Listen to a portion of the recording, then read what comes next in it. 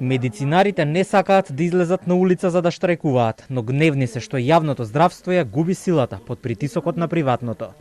Ова го порачаа аматичните лекари кои денес повторно тивко протестираат како и пред 2 недели. Седат во ординациите со бел мантил на себе, но достапни само за итните пациенти. Кај доктор Стануевска денес само една пациентка затропала на врата за преглед заради висока телесна температура. На телефоните не звонат луѓе да бараат термини за тестирање и други работи.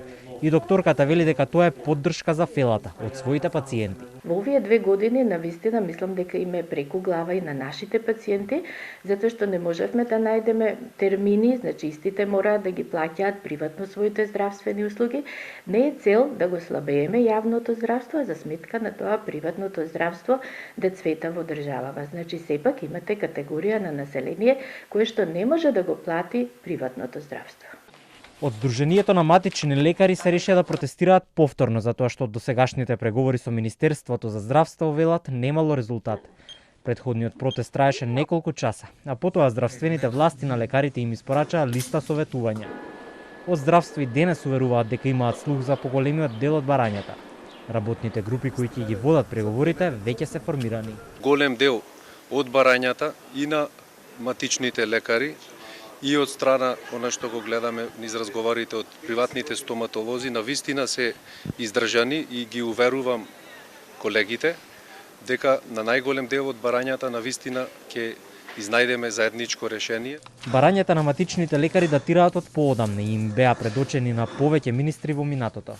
Бараме пациентите да бидат на име на ПЗУ, како не би се затварале матичните амбуланти и да се обезбеди континуитет на здравствена заштита. Значи, што и да се случи, 90% од матичните доктори се доктори пред пензија. Значи, тоа е некаде моја возраст и повеќе, каде што ако ви отидете во пензија, сите ваши вработени остануваат без работа. Друго барање е да се покачи капитациониот бод, каде што со години се бара да биде покачен, бидејќи не можат нашите колеги да издржат, односно се доведовме во ситуација да не можете да си ги платите сметките за струја, а на сето тоа ви наметнуваат други давачки кои што апсолутно се непотребни.